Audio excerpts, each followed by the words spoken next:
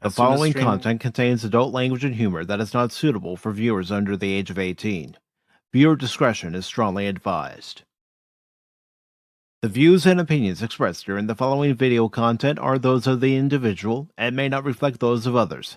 Thank you.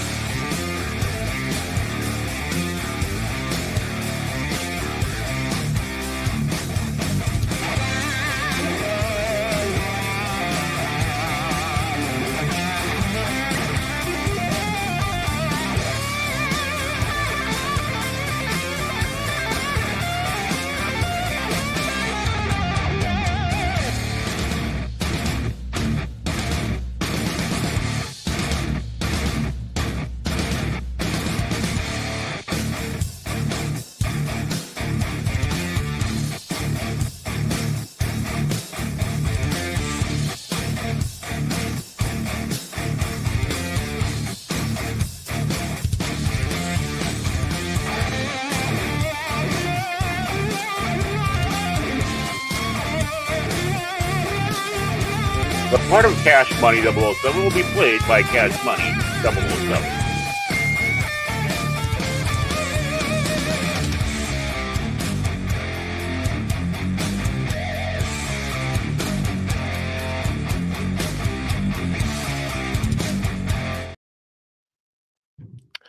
Good morning, good afternoon, good evening, and welcome one and all to this edition of Pacific414 Pop Talk, coming to you live on the Phantom Hooligans, Pacific414 on YouTube, X, Rumble, also deleted scenes, YouTube, and X.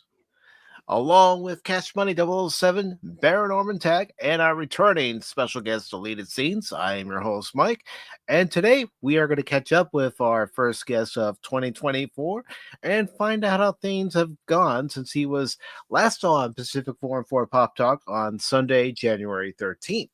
Oh my God, who the hell cares? You'll have to excuse Baron deleted. Sometimes he gets that way. He's an acquired taste. I'll get used to him. Yes. You're right. He is an acquired taste. Big man authority! Exactly, Baron. Exactly. But before we go in with the questions and the answers, I do want to say hello to everybody who's here right now. Of course, our special guest, returning guest, deleted scenes, was the first one here. Yay! And Phil McCracken was here. Says, can't stay for the stream. I'm having cake and ice cream for my birthday. But please take a moment for Cash Money, who was sad for a couple days with no Pop Talk. Show him support. If you're going to spell Pop Talks, please spell it properly. Phil, come on, man. Pop Toad. But happy birthday. I know you're going to have a special birthday with your neighbor Joey there. Ice cream together. Reminiscing about days of old. But Phil, you mentioned that it's your birthday. It's his birthday. What should we do, gentlemen? What should we do? Well, I got a stripper going to his place right now. Yeah, I'm sure his girlfriend will be thrilled about that. Well, a midget stripper, everybody's amused by that, aren't they? Honestly. They're called little people, Baron. Come on, man. Get it right, Baron. They're many me's. They're many strips. Many strips. That's what they are. But here's what we can do, gentlemen. We can serenade Phil McCracken with a song that's in public domain, so won't have to worry about getting hit by YouTube. A song. They hate us. Oh, quite you. What? But a song that tonight we will dedicate to Phil. Oh, so out of tune, he'll probably say, Team Epic Phil rises again. Because, that's what he's going to say. Well, I didn't know. So- Hey, goodbye. I didn't know that was in the public domain anymore. I'm ready. No, it's not in the public domain, Baron. Well, we're singing that, right? And you said it was in public domain. Hey, goodbye. No, I was thinking of something that's, I don't know, apropos, since it is his day of birth, his birthday. Mm. So, Today Baron, is your Baron, birthday. What? well, no. We can't sing that. That's still on copyright.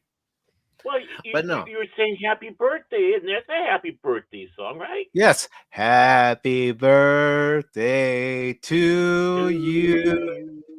Come on, Cass. Happy birthday to that old you. man, Phil McCracken. Happy birthday, Phil McCracken. Don't leave me hang, guys. I won't. Happy birthday to you. The man from the Matrix who takes the wrong pills. I was with you the whole time. It was Cash that was messing you up. Well, we had to make sure it didn't sound like it wasn't in sync, so it had to be in sync more. Who cares? It's Phil. All right, fair. But I was trying to be a little nice. I was trying to be a little nice. We were nice. We sang to him. We were. We sang happy birthday to the guy who trolls us each and every Friday. Right. And now he trolls us every day. He trolls us all the Joey and time. Dr. Chill and having that ice cream celebrating the birthday. Right. Yeah, just don't fall on the ice cream, old man Philly boy. Don't do it. You kidding? Don't try to take the ice cream away from him. Yeah, exactly. Yeah. Yeah. And hello to Space Fraggle. Good to see you. So is he living on Fraggle Asteroid? Because, that is a rock.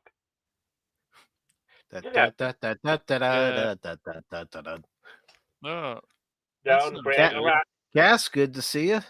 Good to see you, Oh, I Cass. guess. Well, it's good to know that your friend didn't break his wrist. He sprained it. That's still not good, but Yeah. Sometimes sprains are worse than breaks. Yeah, I mean, I hope it's not bad. it's just Phil made such a big deal about his birthday the other day to me. It's like, what are you buying me? What are you buying me? And it's like, is there something you want me to buy you? Let's go look at your wish list. You have nothing on here. Really. fabric folds, Pop Talk tarts. I don't call. Have your breakfast with Pop Talk. With Pop Talk tarts coming sometime. What flavor would you think that'd be? But I wouldn't call that fabric folds. It's something I'd call something with a certain animal with a hump that walks around in Africa. I'm just saying. Just saying. Midget strippers are like violinists at dinner. It's really cool for 15 minutes, and then it's just awkward. Wow. Well, I just want to say, the taller they are, the more offended they are by the midgets. The short ones don't give a rip. They enjoy. They don't care. They're cool. They're cool. Besides, it takes 3 of them to get on top of each other's shoulders to punch you in the nose, so they learn to live with it. Now, a midget stripper violinist is fun for the whole evening. Ooh, yeah. There we go. Rosin the bow. My bow's getting rosin. Gosh. So are mine when I'm typing too, or more like pecking at the keys. You are a pecker. Whoa, phrasing. I know, honestly. I didn't delete it. I apologize for Barrett. He's the problem host. I did not even plan that either. It's like I realized after I said something, like, oh, whoa. Quick and and here I was hoping this wouldn't get ugly. Hey, I'm in the show. Just wait. Bear will take it in directions. Baron will make people laugh, delete it, and cry at the same time. Yeah, look at him. I'll go, yeah. He thinks he's a pirate all the time. Actually, I'd say wait, he isn't. Maybe not. He could Back be. in the day. Yeah. I'm just paralyzed from the neck up. That's my problem. So. No. But deleted again. I'm paralyzed as from I the said knee in down. And as I said in the beginning, you were our first guest of 2024 back on January 13th. And I know quite a few things have happened between that time and now. So why don't you catch us up to speed as far as how your channel's been doing? And Remember, Mike, don't ask any questions about that thing that happened, okay?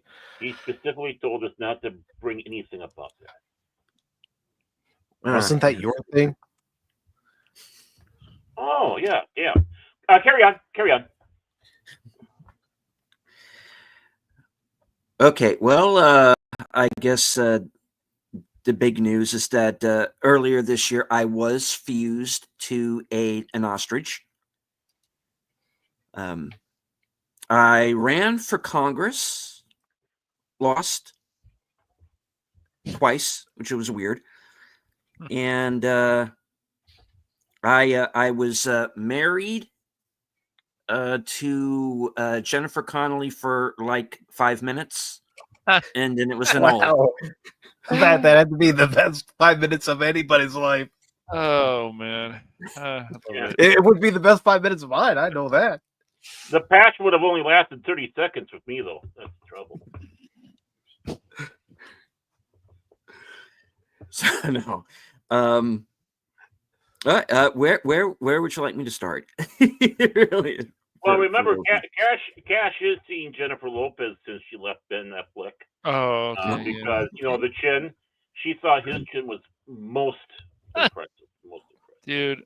Do you know anybody dating Jennifer Lopez? Oh, oh man. Yeah, you're perfect. You're perfect for it, man. You're perfect. As far remember the magic word, penicillin. As far as where we'd like to start, well, tell us how things have been going as a whole for the channel. Well, things have been progressing well, especially in the last month. I was lamenting earlier in the year about reaching 3,000 subs before the end of the year. Now I'm like 120 or so away from 5,000. So I got this nice little bump up. Lots of new subscribers, lots of new, I've got some new channel members as well, including Space Fraggle, who's in the chat with us. Yeah. And Nice. things have been moving up. I got a new show. I have a show called Live from Sparkwood 21, which is a retrospective of the Twin Peaks television series, and Hello to Big Al, and all of the kind of multimedia that surrounded that program. And that show's doing very well. It's on Tuesday nights at 8:30, and I co-host that with Troy Pacelli, Netters Network, and Aged Boomer. I have another new show called the Mystery Movie Night Podcast that I do with Sin's Corner, Off the Cover, and Kyle Corwith. And we review the mystery movies. Rather, you're at the Regal, which is the mystery. At the Regal, they call it the Mystery Movie Night. AMC calls it Seen Unseen, I believe, or something like that. So we do that. That's usually the Tuesday night after the film, and we're going to be doing one next week as well. So yeah, my show Unscripted continues, which is kind of my weekly chance to rant and get some things off my chest. It's not always a rant, it's not always vitriolic, but sometimes I'll go there. And I have another show. It's called The Other Side of Midnight, which you've all appeared on previously earlier in the year, and that's kind of been put on hiatus for a little while. But I might be bringing that back like either later on in the month or possibly in January. But yeah, I mean, I've been doing well. I do guest appearances like this one. I'm also I co-host with Outlaw Bill a couple of his shows, Action Theater, which I'm going to be doing tomorrow, and Western Cinema Presents. And I've been busy. I've been busy, but and I'm going to be. And you have Big Al Presents in the chat. I'm going to be doing his show on Friday. Nice. Films with Friends. Where we're going to be watching the original 1951 version of The Thing. So really looking forward to that. Very cool. Very cool. Yeah. So, Baron, go ahead and ask a question. Yeah, Baron. Make yourself useful again. Mike, I found it. I had a feeling. That's why I went to you. I had a feeling. Well, I just found it when you said that. It's like, whoa, perfect timing, girls and boys. Hi, I'm back here. Remember when you were last done, we were talking a little bit about, David Lynch, doing certain things with his, Twin Peaks, a lot of his other works. So, of course, Dune. Well, I don't know. I don't think the magazine's around anymore. This is issue number 51.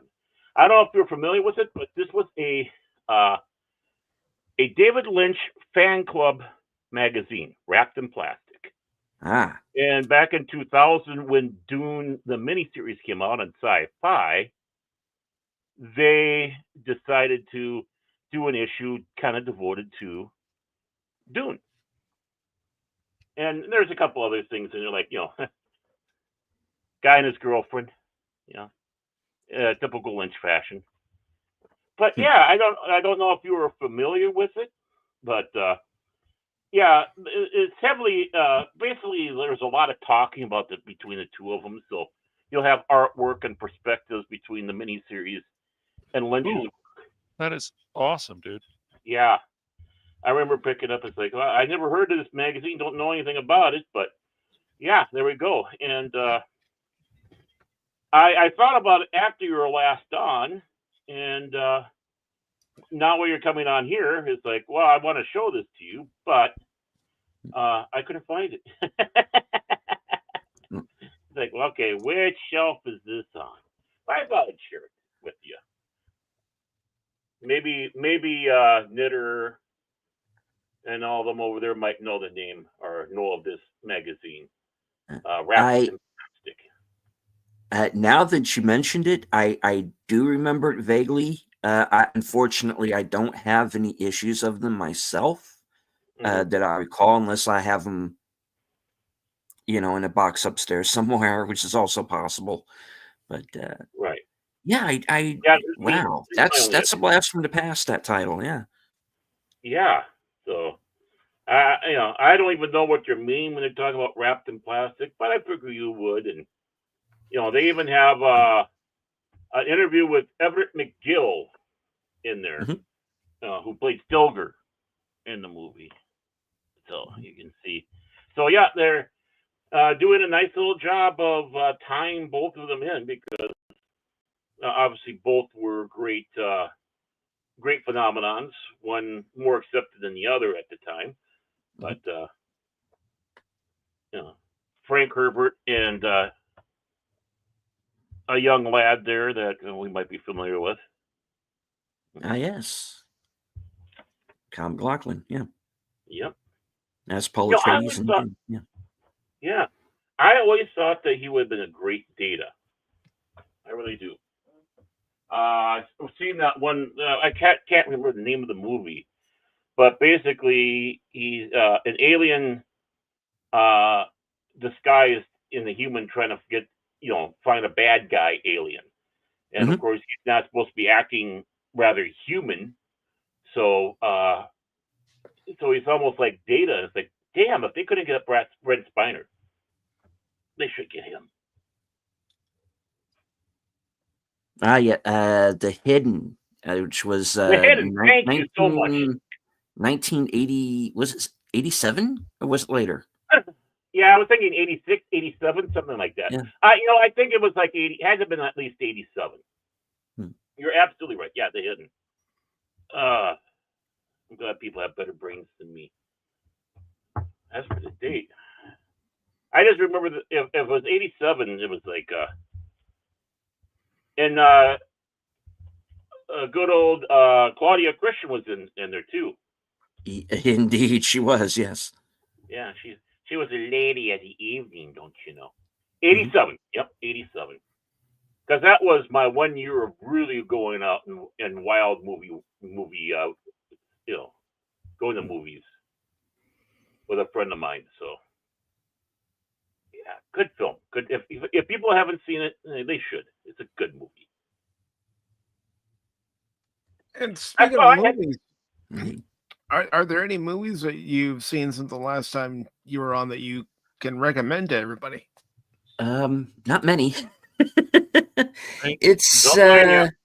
it's been a kind of a lean year. Mhm. There's been a lot of these what I refer to as remakes. These are Yeah. remakes that are kind of remakes in the sequel skin suits. There's a lot of politics in movies that just Yes. really getting under my skin. But there've been a few. There's a movie called Sing Sing Mm-hmm. with Coleman Domingo from Fear the Walking Dead. That is an excellent film. It's based on a true story about this basically this theater group that forms inside of a prison and how this helps the prisoners to kind of, if not necessarily reform, because a lot of them are lifers, so some of them are not getting out, but it kind of gives them this purpose. And Coleman Domingo takes one of the prisoners under his wing, so to speak, and this guy kind of finds a self-respect for himself that he didn't have in the beginning, and decides to kind of reform and change his ways. It's an interesting film. That was really good. I really like Late Night with the Devil. I want to look Yeah. that up. Yeah. On Yeah, he's a quality actor, though. yeah. I haven't heard the name Sing Sing in a long time. Usually it was in the Warner Brothers cartoon. Yeah. Right. Yeah, I'm not kidding. I'm not kidding. They've always heard No, about Sing Sing. that's true. That's true. Yeah. Yeah. Yeah, there unfortunately hasn't been too much out there. I mean, there'll be certain movies like I think Wicked will obviously make a lot of money, but even that has dropped a little bit, I would say. But it may make over $1 billion. We'll see. Of course, I would still tell people that it's been out a while. What is it, like summer? But Deadpool and Wolverine. I don't know if you saw that one deleted, but it was enjoyable. I liked it did. better than two. Yeah. Okay. Yeah. What were you saying, Baron? Why? I was going to say, I hear that Joker movie's rather good. Ah, Catch two. no. No, Bear. No. No, but dang it, Baron, no. That movie is an absolute abomination. Sometimes, and I'm not someone who goes seeking out bad movies.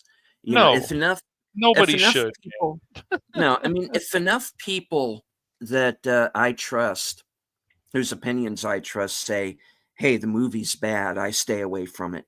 But sometimes I'll see it just out of curiosity or for review purposes. The movie that we saw last night for a mystery movie night is not a movie I would have gone to see had it not been on the mystery movie night. Yeah. Sadly, I did see it, and it was a huge steaming pile of monkey crap. You never, it's a very awful box of chocolates. You never know what you're going to get. Ew, but it smells and it's got steam coming off of it. What is that? It's like for every American Fiction, I get like an It's a Wonderful Knife or something like that. Oh, That's man. just doesn't do Mhm. anything for me. Hmm. But but good movies are out there, and you Yeah, do of have course. to seek them out. One really good place to find good movies, if you like horror films, is on Shudder. They have a great Yes, selection of films on there, yes, especially Okay. especially a lot of the newer stuff is pretty good. There's a movie called Oddity Hmm. that I saw on Shudder like a couple of months ago. That's very good. I liked Long Legs. I know some people didn't, but I did. I dug it. Fraggle's asking, how does the panel feel about Alien Romulus? That's a super chat for $5. Thank you, Fraggle. I have not watched it yet. I'm going to with a friend of mine, but I haven't watched it yet, so I don't have an opinion yet on it. I have seen it twice now. Mm-hmm. Okay. And I went back and I watched it the second time because I wanted to make sure I didn't miss something. Sure. And one of the reasons that was because they put a lot of expository dialogue into the mouth of this kid who speaks with this really heavy kind of Cockney accent. And I could not understand a damn word the kid said through the whole movie. I swear, I do not know what this kid said at all. It's like I need subtitles for him. Because it was like oh, it's a okay, we're gonna fucking shot right today, right? I hate robots, right? Mm-hmm. And I was like, huh? you know. But as for the movie itself, I thought it was the greatest hits album of the other films. Yeah. Now I know what's happening. And But it you found didn't do the anything one for me. true horror aspect of that film. It's Cockneys in space. Ugh. Yeah. Yeah, and I could say from my experience, having only watched it once, it was good up until the middle when you start noticing things that you saw in Aliens, Aliens 3, and Aliens Resurrection creep up in this movie. Yeah. And when the black goo stuff from Prometheus shows up, I was just like, oh no. No. Oh, we're going here with this, And yeah. It and I wanted to like it because I love the Alien movies. And I'm like, when I'm even an apologist for 3, and nobody likes 3. Well, I You mean, know? I still don't think Prometheus is a bad movie deleted, but I think it's a movie that you can take it or leave it. I yeah. mean, when I saw it in the theater, I was like, yeah, this is not bad, but would I watch it again? Maybe, maybe not. I don't know. I'd rather watch Alien and Aliens again about Yeah. 1,000 times. Oh, agreed. Yeah. It's Yeah. it's one of those franchises where they should have stopped too. The story's been told. Mhm. Move on. Right. Now, Well, I know mean, what you call it. Aliens is also subtitled Cash Money's Family Reunion, but that's back. That would be weird. Well, it's like what makes Aliens for me, especially after seeing Romulus, is of course Alien, then Aliens, and then now since I've been playing it, Alien Isolation. Oh yeah, that needs to fit into if they do a sequel as good as the first game, then they'll have another win. So yeah. Well, it's just like the Ghostbusters game. I mean, I was talking to Spock yesterday, and he was telling me, that he likes that even better than Afterlife and Frozen Empire. And I'm like, well, I can't blame you. He says the story's better. I agree, but I haven't seen Frozen Empire yet, but Well, Afterlife was pretty dang good, I thought. what it was. I liked it. Yeah. I can see some people.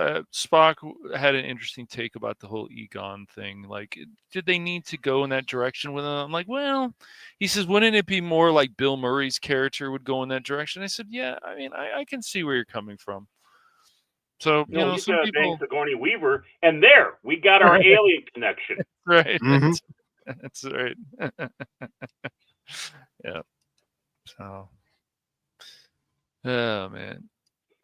But yeah, the Ghostbusters game is. I think that should be officially official. It should. It should. Yep. Yep. And with that particular game, especially the one from 2009, that to me is the definitive third movie because it does have Dan Aykroyd, Harold Ramis, Ernie Hudson, and Bill Murray. So you have them all in there. Mm-hmm. Yeah, it's. Did they ever make a game off 2016?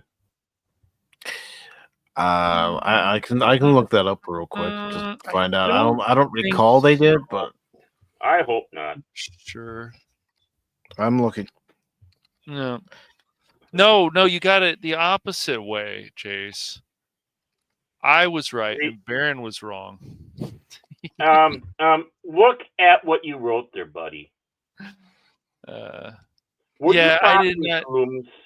Somebody changed that, man. Mm-hmm. Not me. Oh man, I think Jace changed it. It's funny I didn't notice that sooner. That's funny though. I wasn't going to say anything. I was basking the light. I'm sure you did. Yeah, they did. Activision came out with a Ghostbusters game based on the 2016 film. And it got buried right next to the ET games. Okay. But it's still funny either way. Yeah. Oh, the buried with the ET game, yes. In the landfill. Yeah. You got it. I'll go ahead and bring that up where I found that information real quick. Or at least as quickly as I can bring it back up. Yeah. I know you did it, Jace. It's funny I didn't pay close enough attention to it. That's hilarious, but it still makes me laugh either way. But yeah, what about is there any new TV series that you found deleted that you've been enjoying?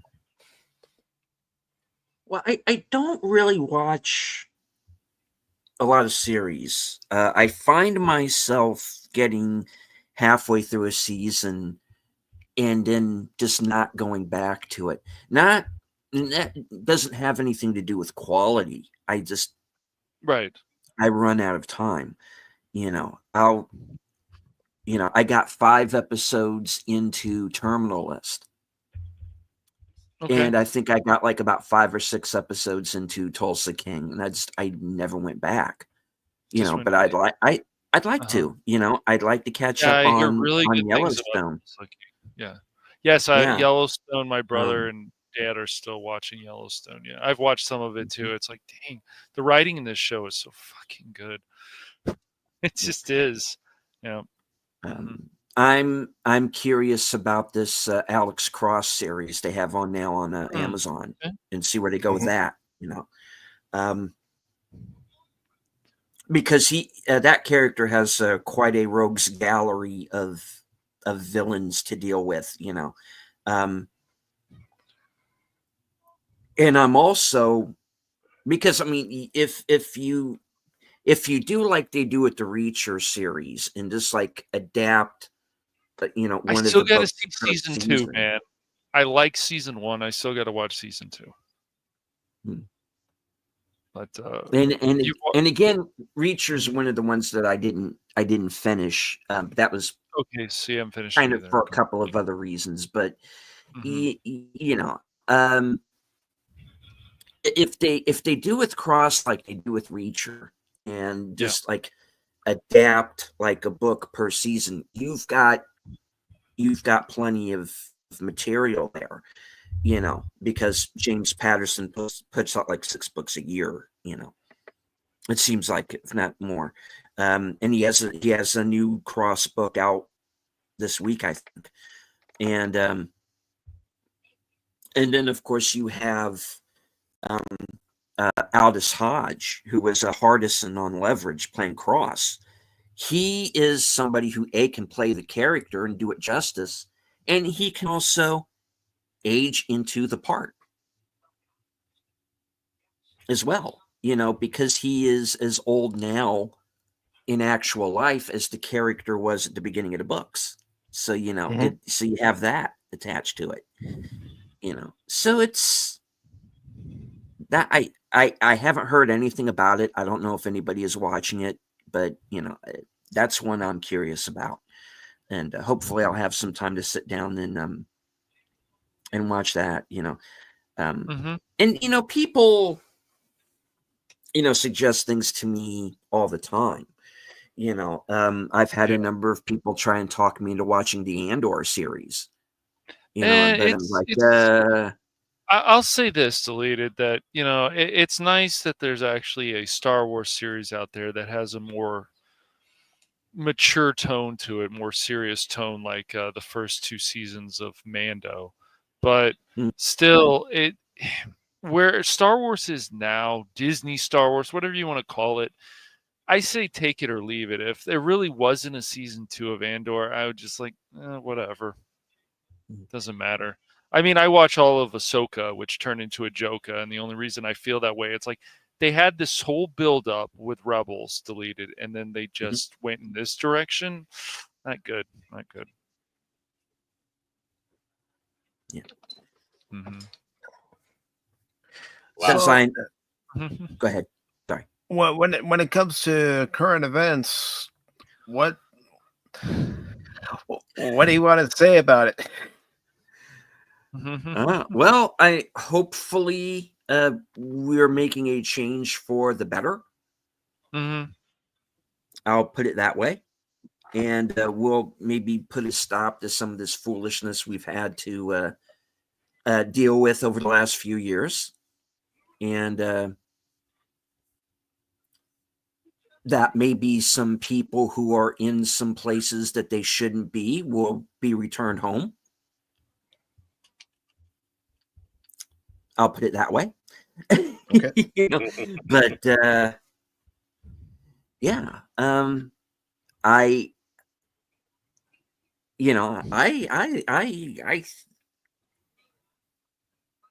I see some positive things ahead, but there could still be some roadblocks, and we need to be vigilant. But yes. I think we are heading into the the right direction with the upcoming administration. To me, I looked at it this way.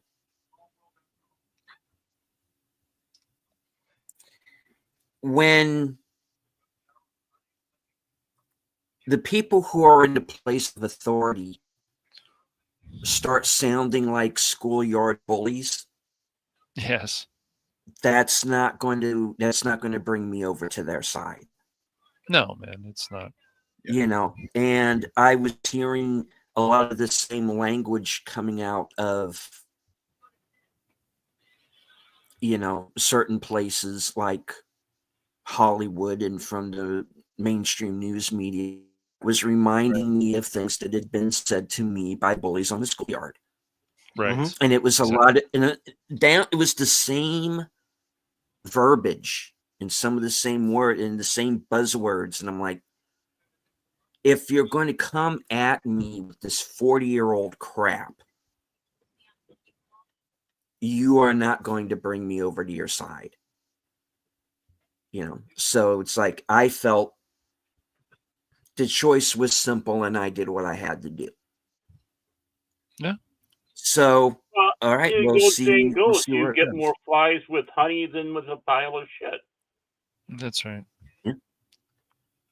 Yeah, I mean, it's just, even the summer movies now, it's just like, is there a lot to see? Sometimes there's things, this looks pretty good, but even Gladiator 2 and some of this other stuff, I'm just always confused. And when, of course, they start talking about politics, like Ridley Scott had to open up his mouth about politics to lead it. It was like, come on, really? Not this again. Can even you, man, you have to say something about this too? Like, can't you guys just shut the hell up? And it's like, people, of course, will argue, deleted. Well, they have a right to say what they want. Fine. And we have the right Sure. to not Yeah. go to their movies. And we have a right not to pay for their tickets. And we have a right to do this as well. So we can play those games all the time, but Yeah. it doesn't solve anything. You know, when I review a film, number one, I don't tell anybody don't go see a movie. Exactly. You know, Right. I agree. Because people have come back to me going, "Hey, I went and I watched it despite what you said because I wanted to form my own opinion." And I go, "That's perfectly fine. That's great. I encourage that." In fact, if you think I'm wrong on a movie, tell me, as long as it's constructive and not just, "Oh, you suck," let me know, but, Yes. I never tell anybody not to go see a movie, No. but at I the same time, when you Right. get like the film that we had last night, which was this movie, The Order, that Jude Law and Nicholas Hoult are in. And this movie that is basically TDS the movie, Mhm. and written by the same guy who did the Crow remake. So make of that what you want. But I am at a point to where if I see a movie and I feel, this you don't have to run to the theaters to see this, which is most movies now. I just Mhm. I just tell people to wait because it's going to be on streaming in a fortnight. Right. It will. That's true. True. Which A is month later, it's available on streaming Yeah. services, and Yeah. you could either pay the full price for it to watch it, or you can wait till it comes out on Blu-ray and DVD, where they lower the price and then rent it I'm sure, at a much cheaper price. oh yeah, but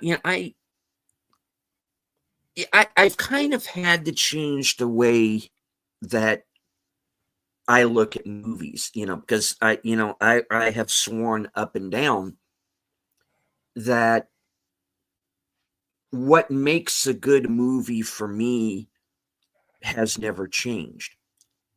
That's not entirely true. It kind of has, because there are the movies that I think are worthy of going to see, into theaters. Sing Sing, the movie I brought up earlier, is a movie worth seeing in theaters.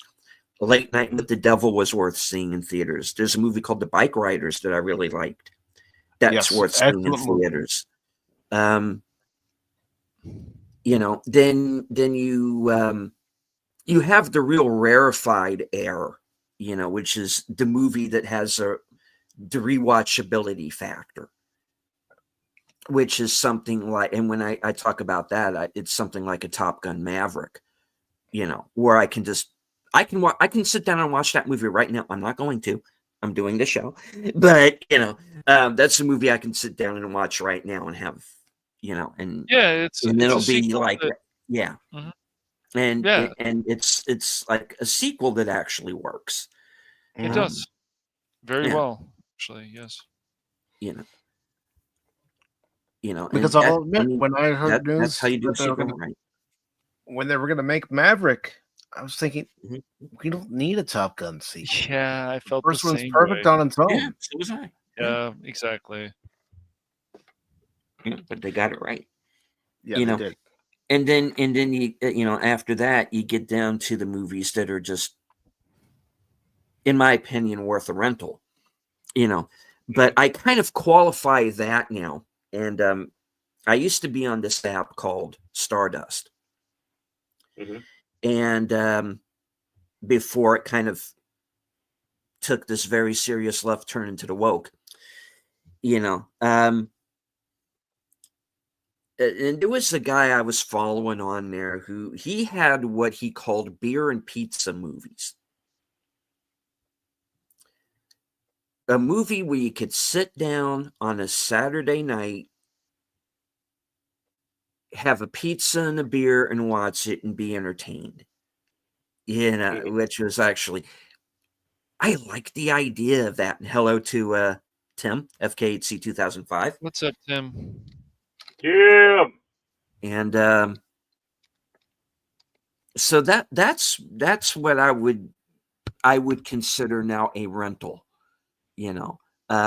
which is like these pizza and beer movies, which oftentimes for me are like these kind of straight to streaming films.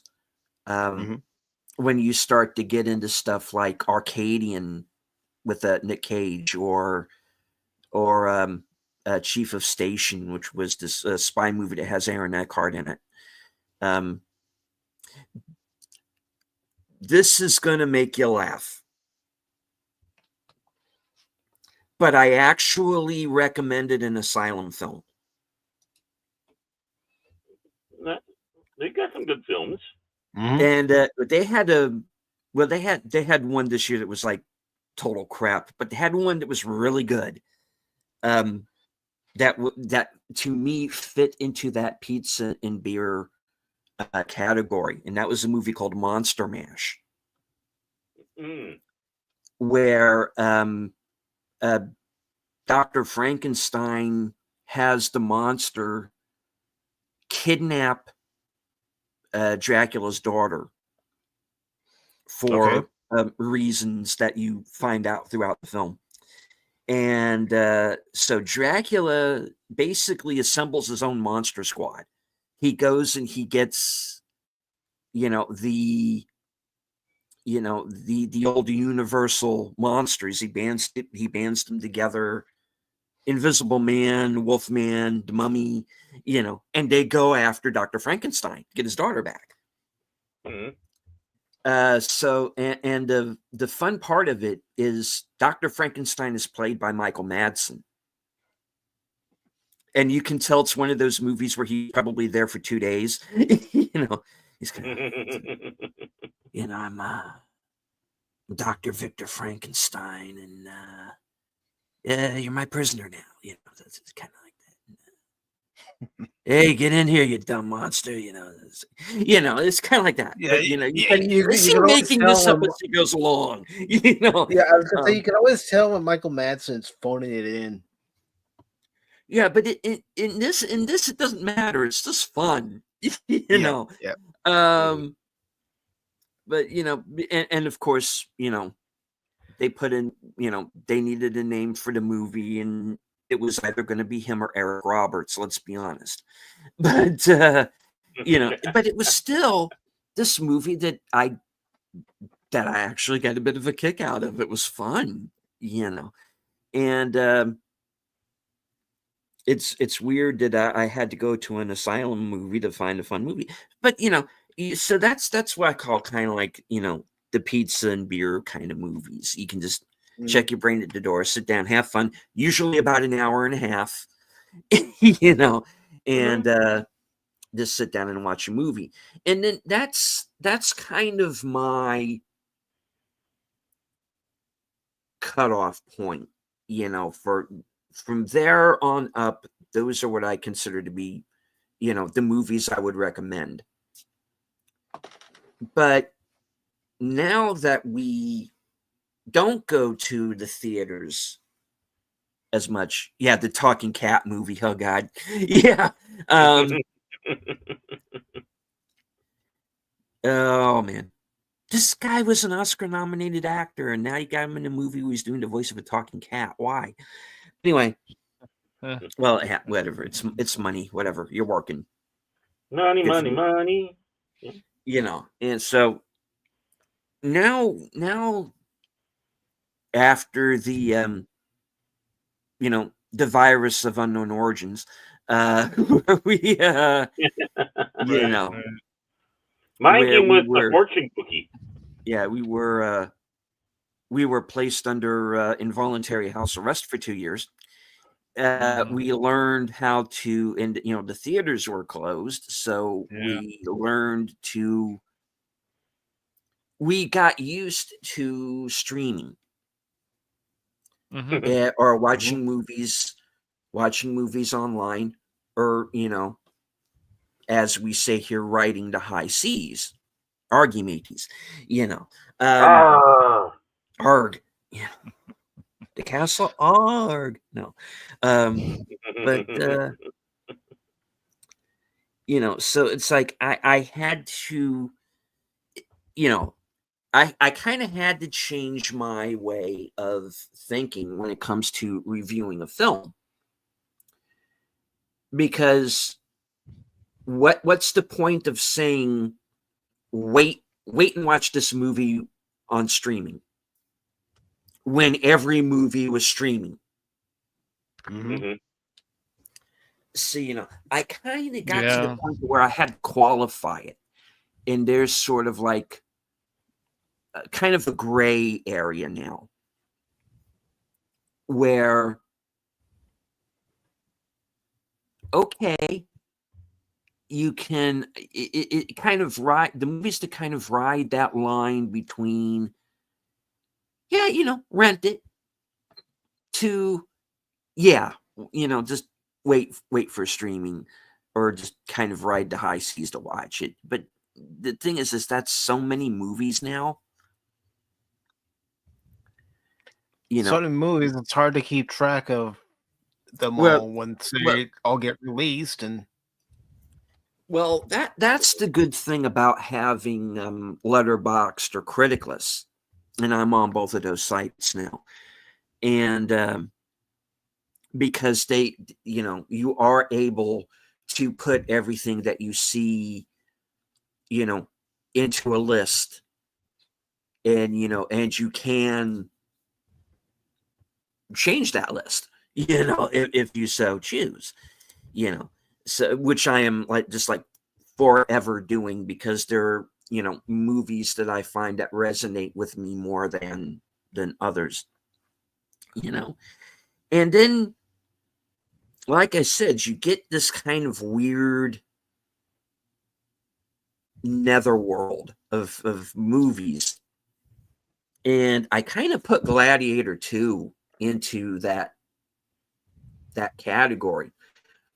I don't know. Do you feel though if you've seen it or not? Yeah, I have no desire to see it. To be honest, I don't know if I want to watch it or not, but so you watched it then deleted? I did see it. Yeah, did you think it was good? No. At all. Can you hear the pain in his voice, Cash? Not I enough can hear the pain. pain. Well, I can hear some of it, but here's the thing. Did you like Denzel at least? Was there some things you did like about the movie, or did you just pretty much hate the film? Well, that's what I mean. Is it as good as the original movie? Hell no, not even close. No way, man. The original's amazing. I'm sure that it can't even touch it. But in story wise, it is beat by beat by beat by beat the first movie over again. Of course. Well, that's nothing. Okay, well, yeah. The point where I realized what kind of a movie I was watching was the first battle scene. Not the first battle scene of the movie, but the first battle scene inside of the arena. They fight baboons. CGI mutant-looking baboons. Wow, seems like an odd choice. Did you also delete it when Denzel came onto the screen? Did you always want to say "my man" every time?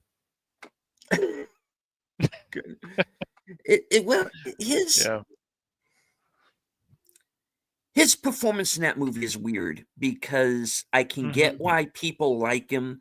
I get why people maybe might not like his performance, I think he's the one person in the whole movie who realizes what kind of a movie he's in. Right. And he plays along with it.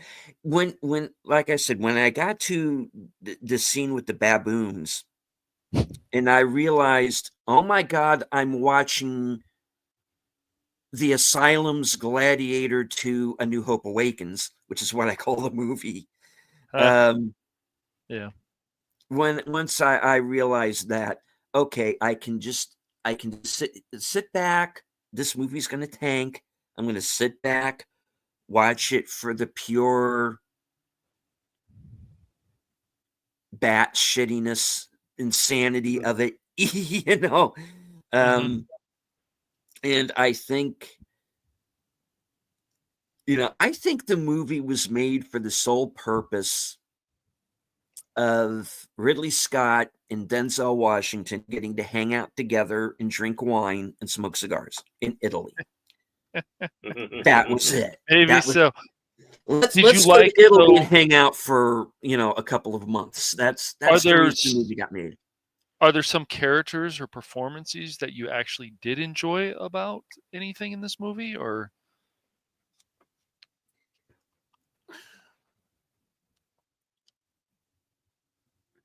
I think the Well, I long tell pause you, is cancer. here's something that will surprise you.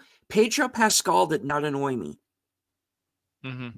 Yeah, he can be good in certain things. It's He just can be good in certain things, and I think whether or not you think the acting in the movie is good or not, and I can understand either or,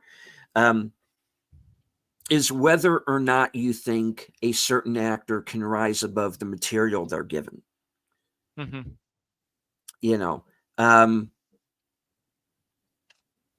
And some of like I said, I think it's a matter of whether or not the specific actor knows what kind of a movie he's in or not. I am aware that I am in a mid sequel. Therefore, I will play it like I am in a mid sequel. Then you have people in it who think they're doing a Shakespeare play, Shakespeare in the Park or something, and then you have Paul Mescal, who's the lead in this, and he's kind of hobbled right away because he's not Russell Crowe. He's not on that level. So he comes off bland, and they write his character bland. It's like the direction he was given, and I'm not saying this is what happened, but it's like the direction he was given was be Maximus, but how you would have done it. Russell Crowe won an Oscar. And Paul Mescal got nominated for an Oscar a couple of years ago for a movie called After Sun. That was an independent film. I didn't see it. So obviously, he is someone who is capable. I mean, there is some talent there. I think they just put him in the wrong movie. You have a lead character who's kind of literally disappearing into the background. You have Denzel basically being Denzel because he realizes, he knows what kind of a movie. He's in an asylum film, and he's just hamming it up. And then you have, like I said, the other actors who are just on various levels. It's like they're all in a different movie. You have Denzel and the two idiot twin emperors there, who are actually not twins, because in real life they were born like a couple of years apart. But in the movie, they're twins for some reason, because fuck history, I guess. Oh, this first movie was that way too. So Well, Yeah, I true. mean, there wasn't, Yeah. but there was still some. It's worse I guess here. even Well, I guess Denzel's character is accurate to something that did happen in history. So there was a black man. so in the first Yeah, film, that- those right, were we did find that out. Yeah. yeah. Mhm. But so you have actors who are playing it over the top. You have actors who are undercooking it. And it's these weird little tonal shifts, and it doesn't quite work, and that's the thing, and it's too bad. It's not very well written, and I don't know if anybody could have saved it, to be honest. It's not it's not going to be on my 10 worst at the end of the year or anything, but I'm sure. I am far from recommending it, Mm-hmm. avoid it. Now, No. there is a movie I actually did want to ask you about, if you had any interest in seeing it, because it sounds like it might be a real good movie, but maybe it's not a movie for everybody. And that's Bonhoeffer, Pastor, Spy, Assassin. I'm curious about it, because I've heard mixed things. This is the new Angel Studios film. Yes. And Right. Their biggest success so far is Sound of Freedom. The problem there is they didn't make Sound of Freedom. It had already been made. They just distributed it. So now you have in Bonhoeffer, a film that they made themselves. And Angel Studios has been a little kind of hit and miss when it comes to their own original content. I don't want to say content, but I'm going to say content for the sake of argument. And I've been hearing mixed things about Bonhoeffer. I haven't seen it yet. I think it starts in my area next week, so I might get a chance to kind of stop by and go and see it. I'm curious about it. I'm willing to give it a chance. Right. I haven't seen it. I know a little bit when it comes to the original story, but to the real life, because he was a true life individual. But yeah, I'm curious. I haven't seen it. I've heard mixed things. That just I haven't seen it. I don't have an opinion on it, sadly. No worries there. I'm worrying.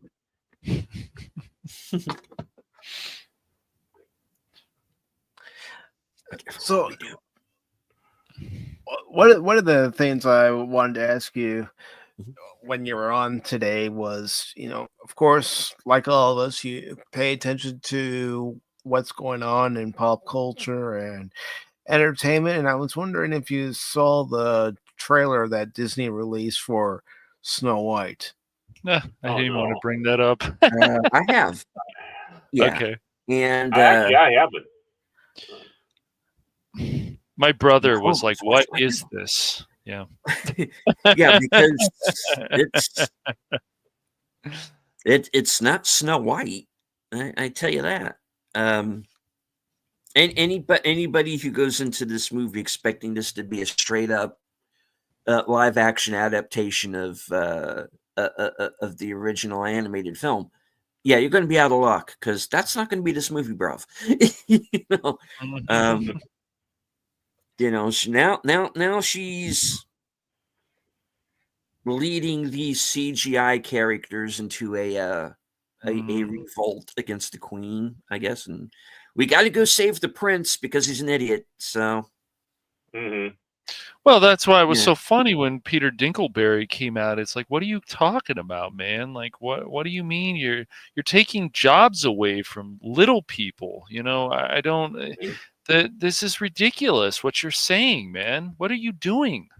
You're a little person yourself, Peter Dinkelberry. Yeah, I mean, I can't help calling him that, but it's just who Ding, ding, ding, you ding, know ding, ding, ding, who ding. gave him the right to decide?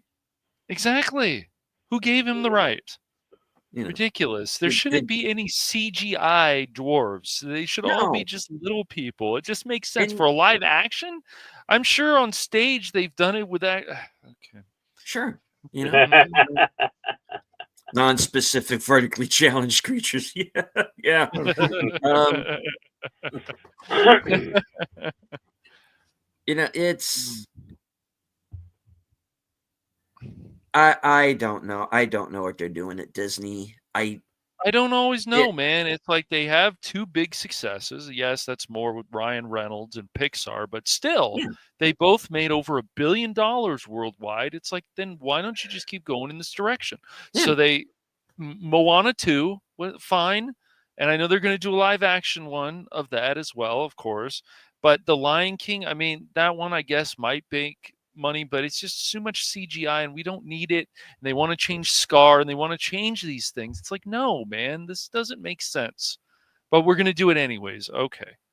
So when people reject it, don't get mad. But you know, all they got to do, and Right. this is very simple.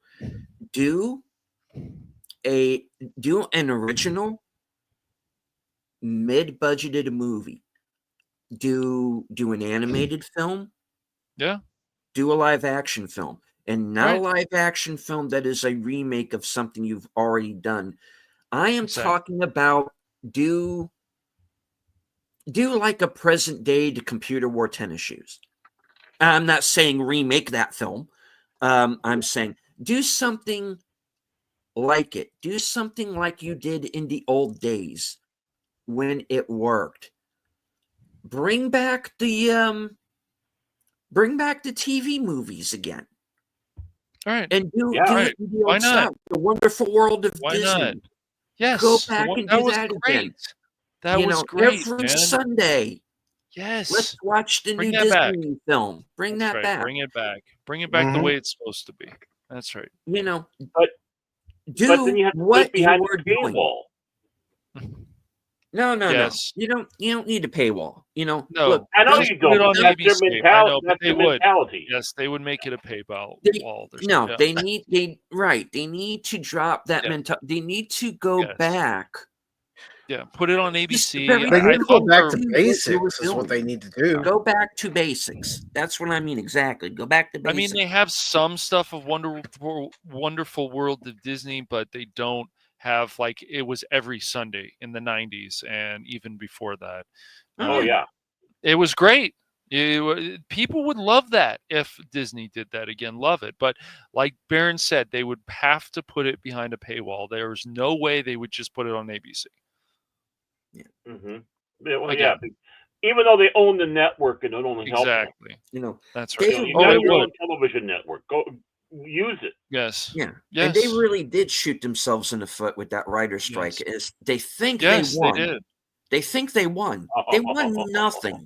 That's all they Yeah. did was just bring in more a lot of reality show. Some of them are okay, some of them are there's been some however you feel about Trump or whatever, The Apprentice was entertaining. There were some reality shows, but once again, those writer strikes, the network said, okay, screw you writers, we're just going to make this stuff and we're going to make more of it and more of it and more of it. It's So it not blew up just in their that, face. Cash. No, I It's know the it's fact that you had the writers going on strike, the actors going on strike, and people Yes. said, "All right, fine, I'm That's done right. with you. I'm going to They go find did. something else to do." Exactly. Yeah, no one had sympathy. No. You know, And, but you know- that's what. But that overall is what I think they need to do is they need to get out. They need to change their whole way of thinking. You know, Yes. it's like you not only have these people who have this woke mind virus, it's almost like there's like this business mind virus. When you are surrounded by these yes men, when you come to believe that what you read on Twitter is what everybody thinks, and there's not as many people on Twitter or X or whatever you want to call it. There's not as many people on there as you think. There never has been. And now that all of the bot accounts are gone, or at least most of them anyway, you start to realize just how few people are actually on that app. So you can't go by that. You can't go by what the mainstream press is saying, because they're in the same bubble that you are. You got to think out of the box now.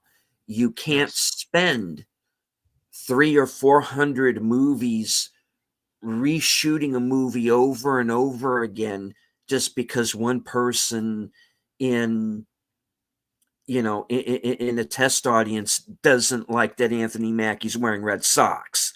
You gotta get yourself out of that mindset. Smaller budgeted movies. Bring the Imagineers back that you chased off. Get some, get yourself, a room full of John Lasseters, and sit down and hash this out. Yeah, get somebody closer to him. Yeah, but they, I agree. But they, it's affecting Disney when it comes to their television shows or movies. It's affecting them at the parks because they don't have Imagineers like James Brody there anymore, creating ideas, and it's trickling down to the rest of Hollywood. Yeah, I mean, when was the last time we had a quality Muppets movie? Gosh, I can't. What was it? It's been 8 years, 10 years? I can't remember the last one. I think it was close to 10 years. Yeah, it's crazy. It's like, really? I mean, and they had some good things going for them. They had the actors. They had the Muppets were still the Muppets, but then they get rid of people like Frank Oz, as we, talked about recently in an article. It's like, no, guys, you need to bring these people back, give them money, and let them do their stuff, and just back off. Let them do their magic, and it's just that'll bring you even more money. What, don't you guys want money? It doesn't always seem like they do. They do and they don't. And it's not just Disney. I agree, Deleted. It's a lot of companies. But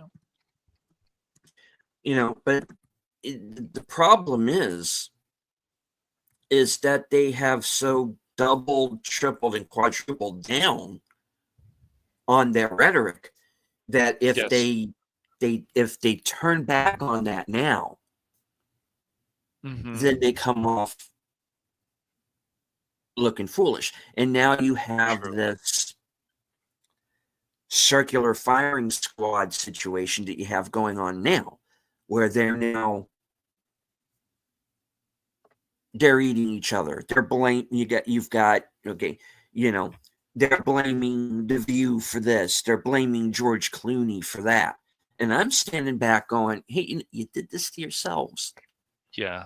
Well, I mean, they have their own problems as well. Like, they just stop lying to people. Just, these shows were started a different way, and then what they changed into, and all the lies, and even people threatening violence, unfortunately. Like, there's no excuse for that.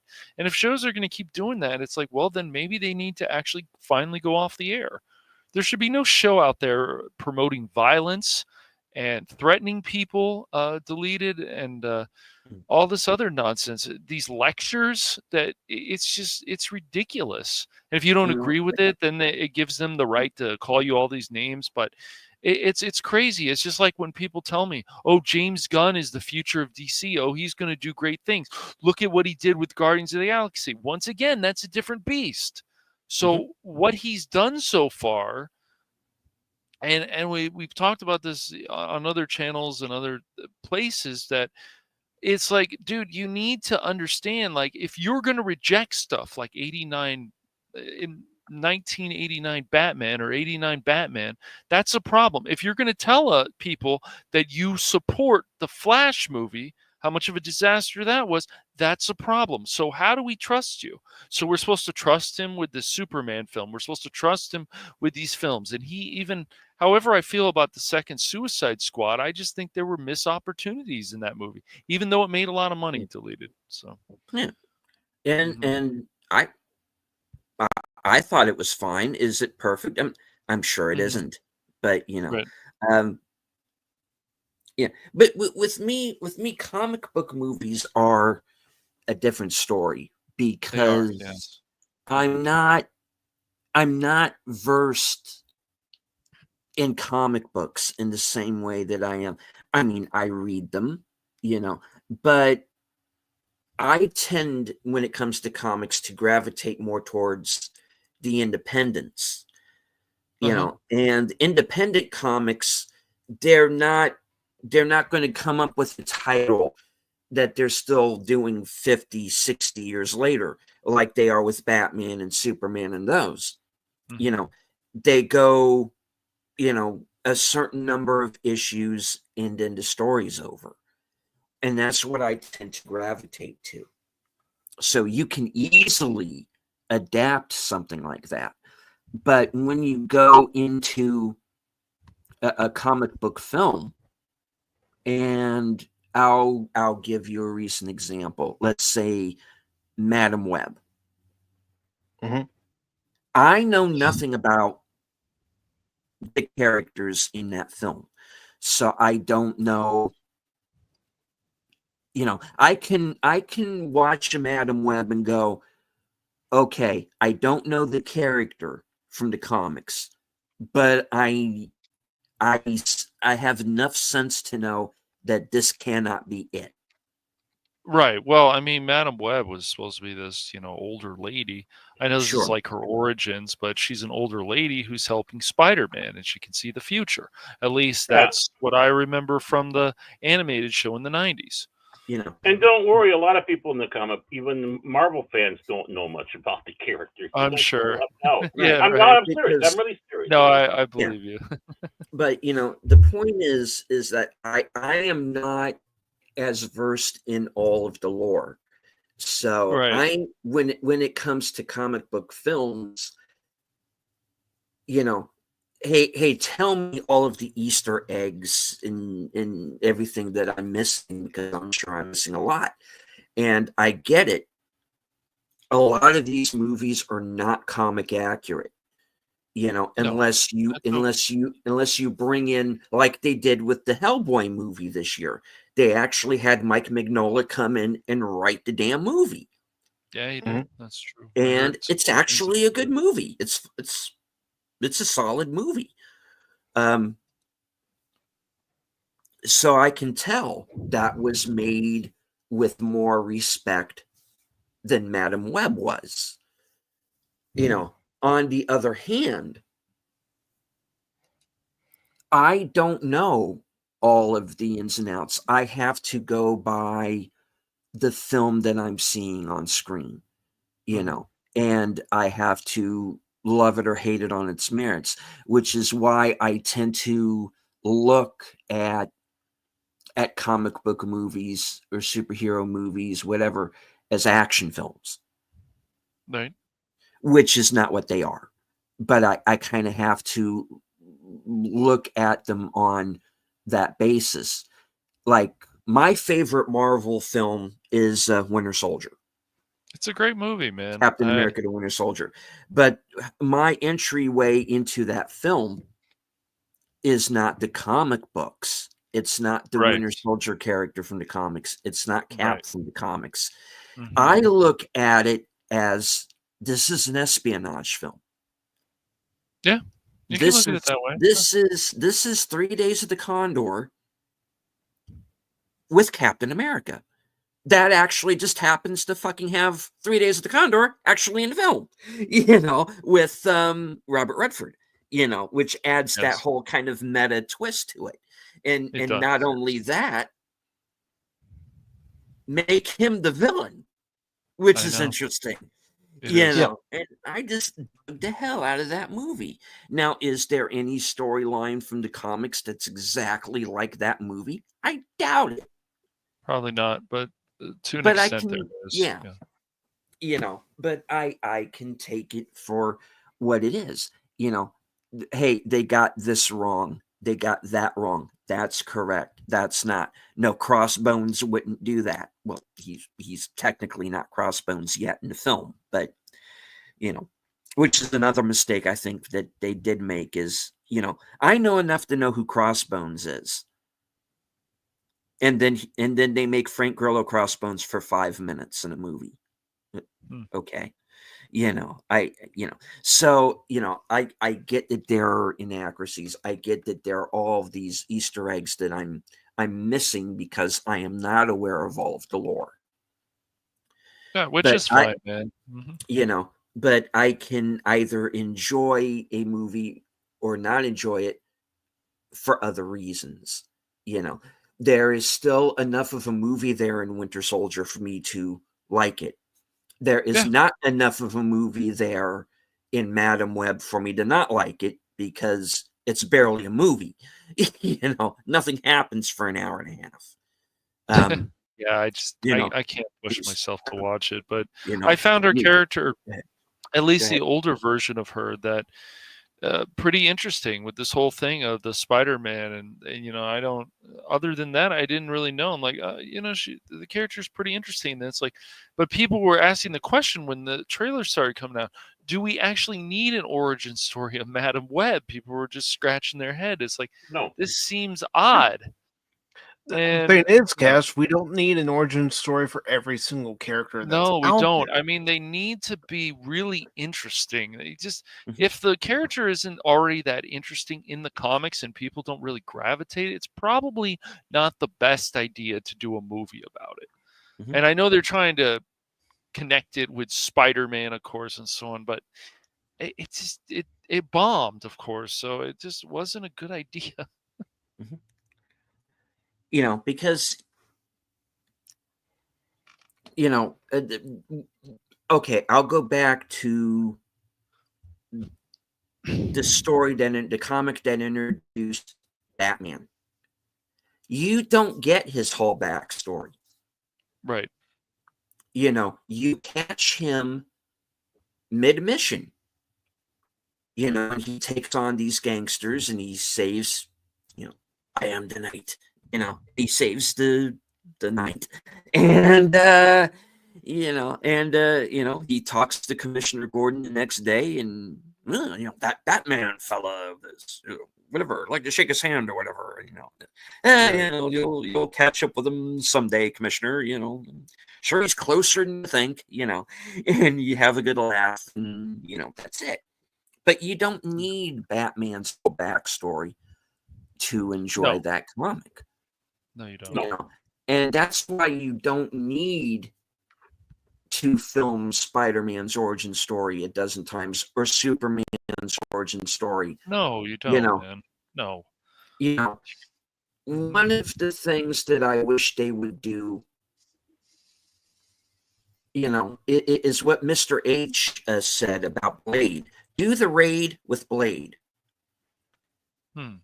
Have him, you know, attack some bad guy's fortress because maybe there's somebody who's being held hostage inside that he cares about, you know, and, you know, just have him kill vampires for an hour and a half, you know, the Why raid not? style, Yeah. and just going, why not?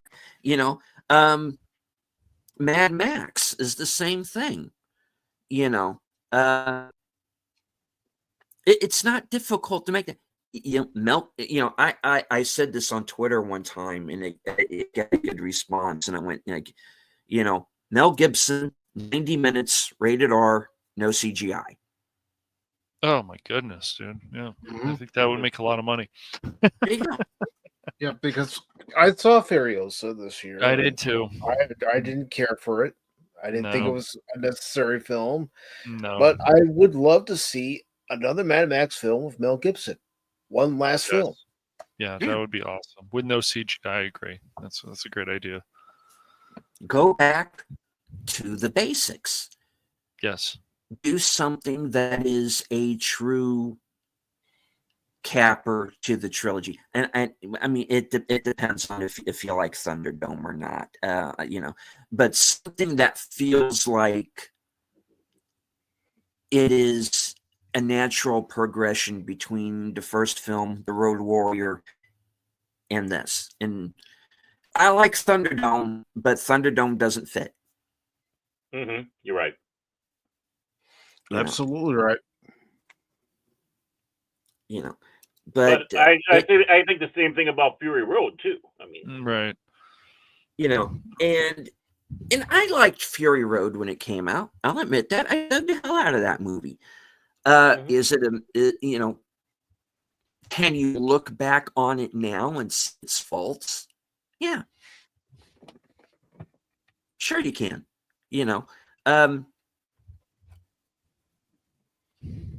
And that's kind of the problem with me in movies now. I'm someone who used to love movies, but that new car shine is off of movies now.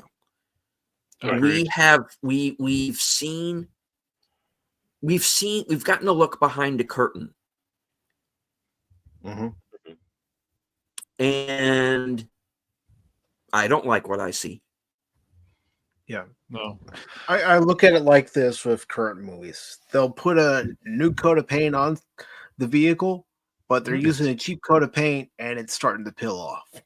Yeah, I mean, even in Furiosa deleted, they could have built the character a lot more. And it's like, look, if you're going to have a push for anything, I don't care minorities, I don't care females, whatever, you've got to once again build these characters more, make people care about this stuff more. And it seems like always beating a dead horse with that analogy, but really just do more of it. Look, I don't know if you ever watch Agent Carter or some of this other stuff, even Xena. There was so much buildup all the time with these characters. And why take that away? You guys want to push this, but you're not pushing that. And then you want to attack the audience, but a lot of people who don't like this stuff, it's like, once again, it doesn't matter if it's in sci-fi, it doesn't matter if it's fantasy, build these characters. Give people a reason and make sure that they have flaws, but give them a reason that makes sense, and how they build the relationships and all this stuff that we've had in the past. Deleted, but they don't care about this, and they still don't care enough. Sometimes, but not enough.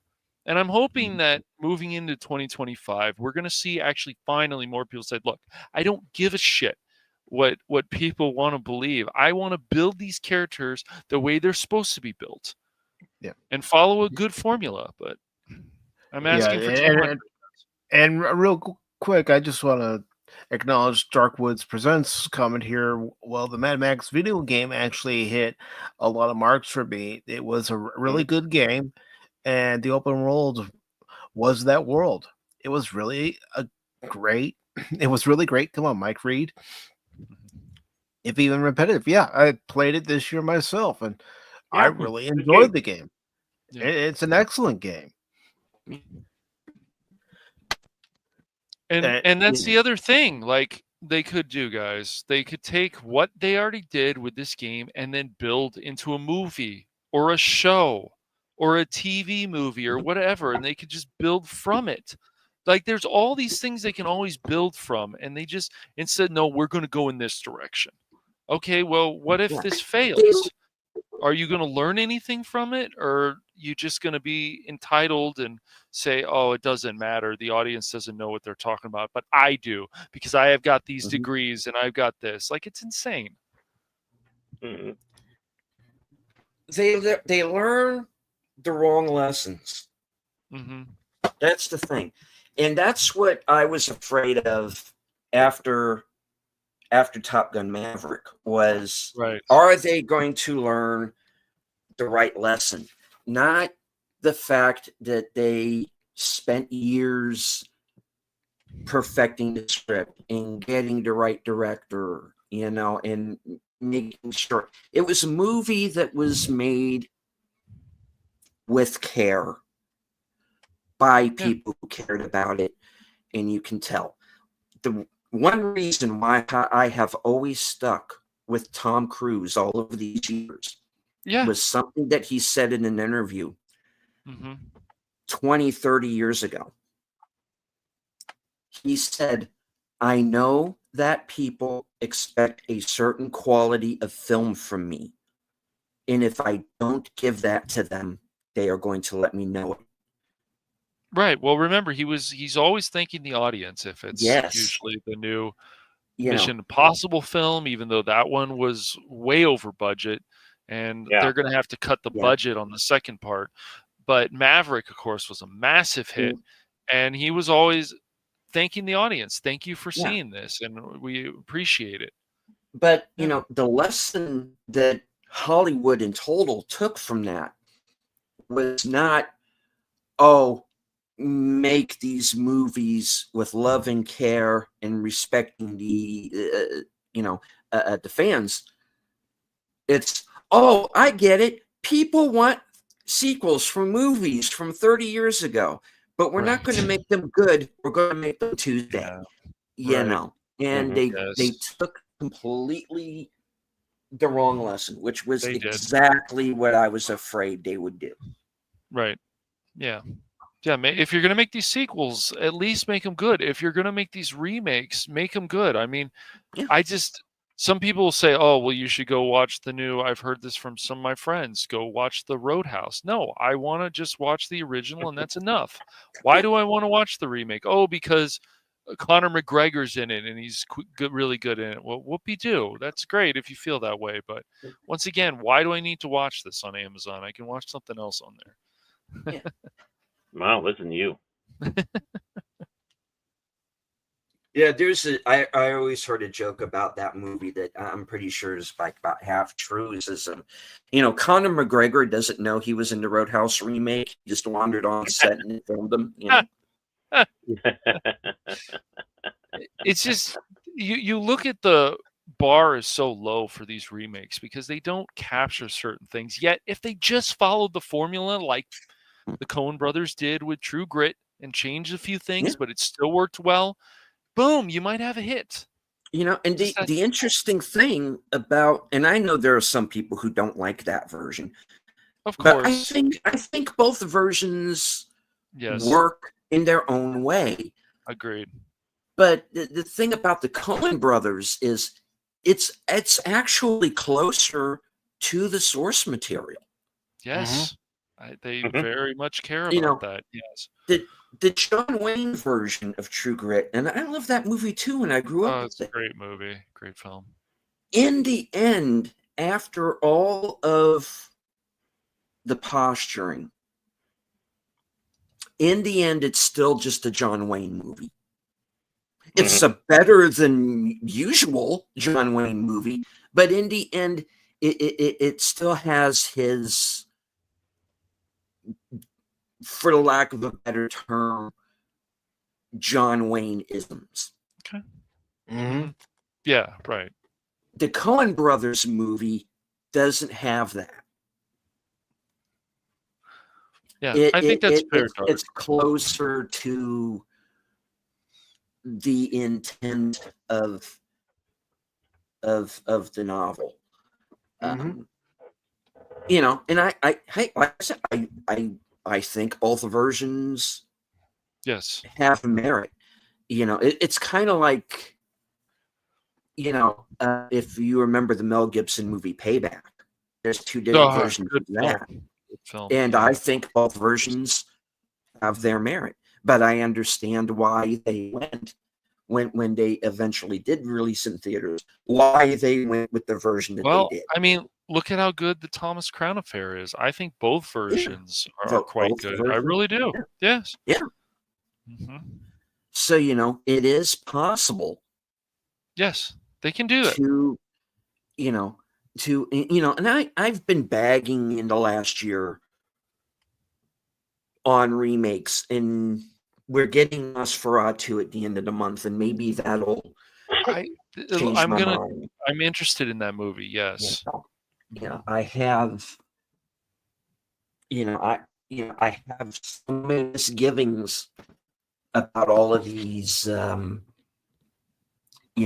remakes, because they just seem like they're hollow versions of Right. these movies that we've already seen. And, Mhm. That's these not kind good. of these soft reboots, and like I said, what I refer to as the remakeables, which are just basically, Remakeables, you yeah. know, the original movie, just beat for beat Well, all that's over again, and yeah, it feels like they're movies written by AI. That's how they yeah, come off. They yeah, I come think off so. like, you know, it's almost like they don't have screenwriters. Just put it into, put the plot of the original movie, change a little something here and there, put it into an app, and let's film whatever comes out. Right. You know, And yeah, and to your point, Dark Woods presents. Yeah, it's the that whole thing about Joel became an iconic character in the game. And what they did to him the second game, and that's why people are so mad about it still, they disrespected him. It's not so much that you kill a character, spoiler alert, like people haven't seen it 1,000 times, but uh, it's the way that it was done and how Joel would feel in those situations and why would he ever put himself in that situation. That's why it was an insult to the iconic character that Joel has become, and that's why people will always feel torn about it. That doesn't mean that there isn't solid gameplay still. There is.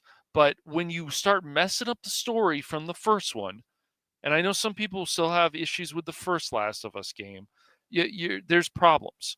And that's why, of course, I hate to say it, but the second game deserves to make less money because of certain decisions that they decided to make, especially Druckmann. So yeah, it's just crazy, but they do these things and then and I'm going to say I've watched some of the show.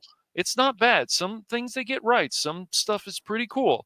But the person they cast for Ellie, it's like I just don't see it. It's just certain words that she uses. I'm like, Ellie would not say that in those games. So they make mistakes. But as Druckmann said, and as big of an ego as he has, he'll say, "Oh, well, we are going to change things that we don't think will work well in the game." So it's just it doesn't matter. Like Bill, I had forgotten when I saw that scene, and I remember being on another channel, and people were like, "Oh, you didn't like it because it's some two gay guys." It's like, no, it has nothing to do with that. But you guys want to always go to that card, fine.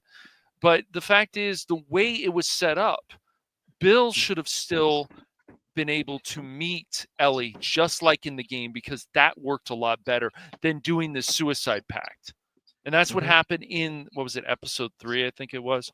And it was, yes, it was nice that they had this love story. That's not the problem, but it's the no. way that it finished executing was the issue, in my opinion. Well, I didn't see this show, but Right. That's okay. just knowing what I know, just story. I know enough about story to know that something like that is going to work. It just, that's why it comes off looking like a virtue signal. Right. And then they always come back at us with the same thing of, oh, you're racist, or you're homophobic, Right. or you're transphobic, whatever. And when they jump to that, you're telling me, someone who hasn't seen your show, your movie, or read your book, or read your comic book, you're telling me you made a turd. Yeah. And why should I waste my time? And why waste, I am not going to go on my channel and tell my audience to watch something like that, because that insults their intelligence and it wastes their time. And I'm not going to do that. It's like I was saying earlier. I am not going to, you spend a lot of money going to a movie now, especially if you have a family. Right. Now, me, it's simple. I go alone most of the time now. Yeah. I'm on the Regal Unlimited app, so I've already paid. Right. So that's different. I'm not someone with a wife and 3.2 kids and a dog who piles everybody into a minivan and goes to a movie where you could potentially spend up to $100 after ticket prices and concessions. Yes. And once I realized, once people were telling me, hey, there's been this hike in prices and the ticket prices are up and the concession prices are through the roof, that's when it hit me. I had to change my way of thinking when it came to, recommending a movie. I had to qualify it as, is this worth taking a trip that could potentially be hours if you have to go into another town to see, to go to a movie theater like you have to do in some places now. Yes. In a movie that could potentially be up to 2.5 to 3 hours, plus the half hour to 40 minutes of previews and ads that you get before that. It's time consuming. Previews and ads for movies that you look at and you think to yourself, I'm not sure that I want to see this. Yeah. But the point is it's a lot of time and money. And, I have to qualify it as, is this movie worthy enough to go and see in a theater? And so few of them are not. But so when you have someone who, throws out, as I called them earlier, these schoolyard insults, I'm just going to tell people, you know what, don't bother. That's why I came up with the whole hashtag, wallets closed, walk away, and be the competition. Yeah. Because I didn't want to sound negative. We have people here on our platform who go out and make their own films. Curry Barker and Cooper Tomlinson spent $800 making Milk and Cereal. That movie is better than half the fucking movies that are out in theaters right now. I believe it. And all you have to do is go to their channel and watch it. Well, what I was going to say was it's because fans have a lot more passion when it comes to making their own films. Yes. They really do.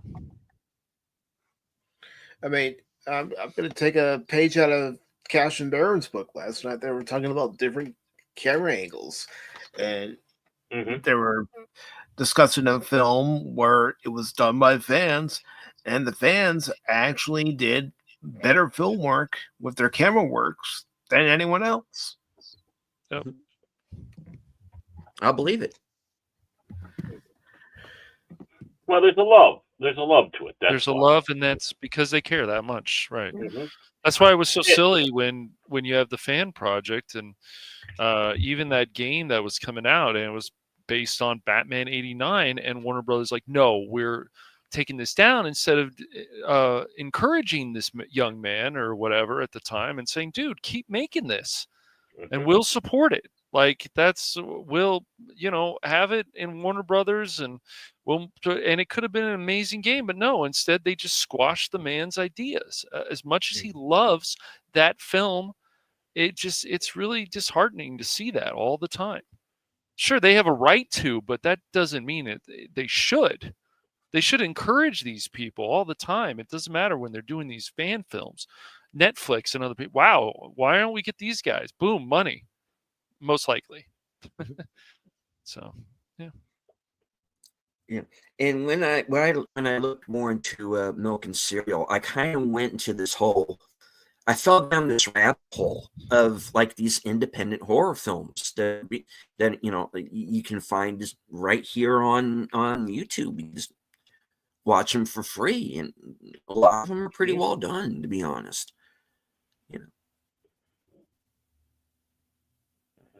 Yeah, well, it's the love of the subject matter and the love of the process. That's right. It's like they want to make it look good. There's that investment of heart where you don't have that much in Hollywood anymore. No, it's an investment of feeling, not heart, and sloppy work because, we're getting our big union pay, and it doesn't matter. I got this job, and we'll slop it out. People don't know better. They're idiots. Yeah, like Sharon Stone and Alex Baldwin just dressing us dumb because they think we're morons. Hey, Alec Baldwin, by the way, kill anybody lately? Just asking for a friend.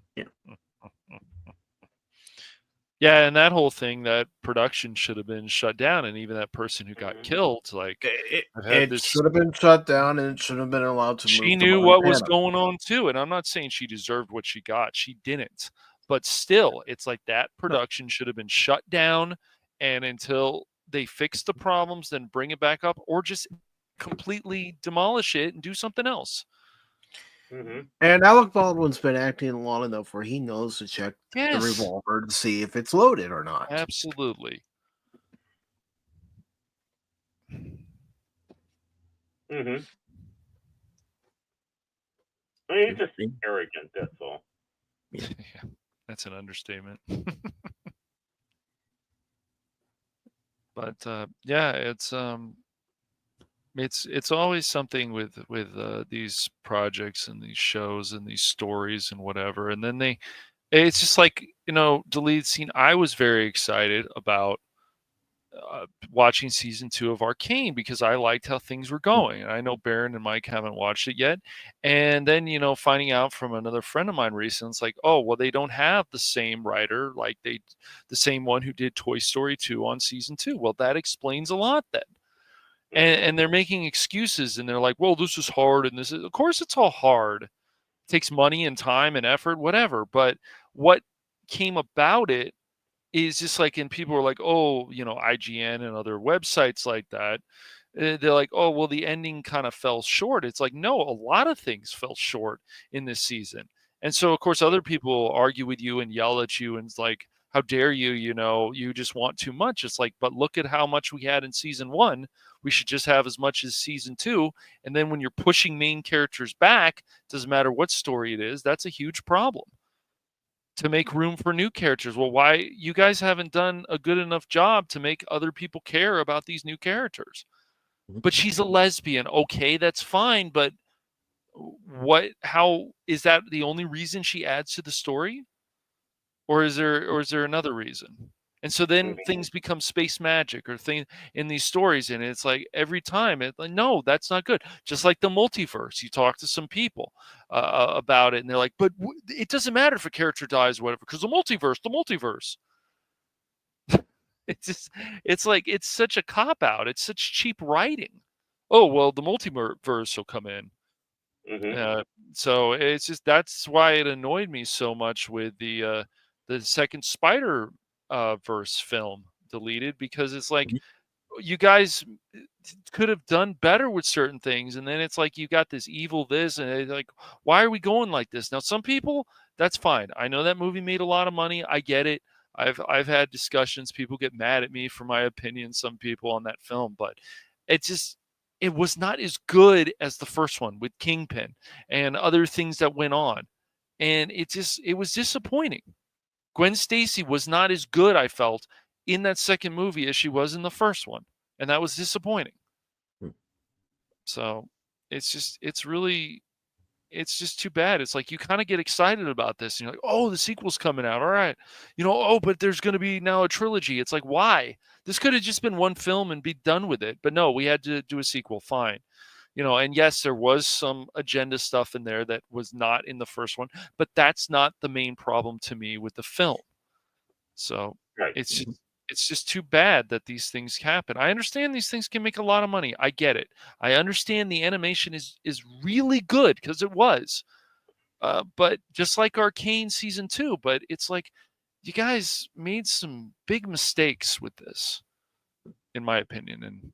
And now people feel like with Arcane season 2, I'm hearing it from one of my friends, Crit, and other people deleted that people don't even want to admit that exists anymore. The second season. I'm like, wow, that's harsh. Yeah, that's not good. No, it's not. And when you're doing a series,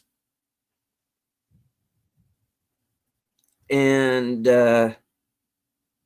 I'll use this as an example because there's a few things that you've brought up here in the last few minutes that kind of relate to it. I was a big fan of a show called Person of Interest. Oh yeah, I still love that show, man. CBS. It's been a long time since I watched it. I love that show. Mm-hmm. And one of the things that I thought it did very well was it paid attention. It never deviated from its own lore. No, it didn't. And that had a very rich mythology, and that's one of the things that series television used to have. You had these long-running shows that had this mythology to them, that had lore, that had things that connected together, references that seem, like there will be something that will happen in season 1 that you kind of almost forget about, and then holy shit, in season 3 you realize that was something that was important. Mm-hmm. But you remember because the show sticks to the lore, and that's something that I think is missing now.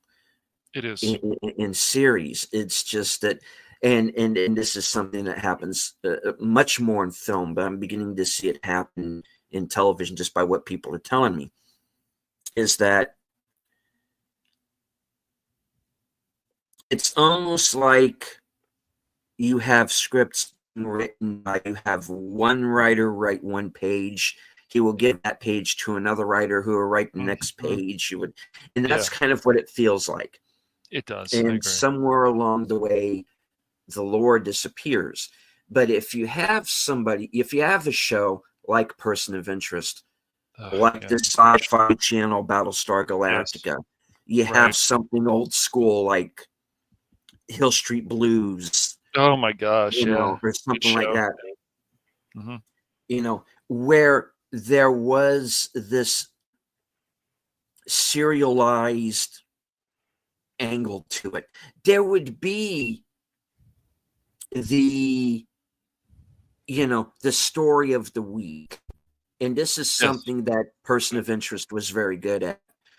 You had the story of the week, but you also had this mythology that was being woven in between everything. Yep. And when people died in that show, man, it made an impact. I know it's funny. We have a person in here. He's like, yeah, but did we need another show about AI? It's like, look, I get your point on that, but I just love Person of Interest so much. It's just like the Nolan brothers, they can make mistakes, sure, but even because Jonathan Nolan, of course, did a lot of writing with the Fallout show, and it's like you know, it's funny. Before the show came out, you said, "Oh, we don't really follow the source material." Well, you guys probably followed it pretty well because it did feel like the games. It did feel like New Vegas and stuff. And then telling him, "Hey, I was also told the main star to play New Vegas." Great, that's a great thing to do. Like, so you guys say first we don't care that much. It's like you're trolling us, and then people start getting annoyed, and then they watch the show, and it's like, oh crap, like they really did follow a lot of the source material, which is great. And that's why, of course, Jonathan's one of the main writers, of course, on Person of Interest. And you had characters from the female characters that matter. You had male characters that mattered. You had people who died that mattered. And that's how I also felt about Matt Reeves and I can't think of the woman now who was the creator on the Penguin show. And it was like, wow, we're getting a Penguin meets Sopranos. I'm all for this.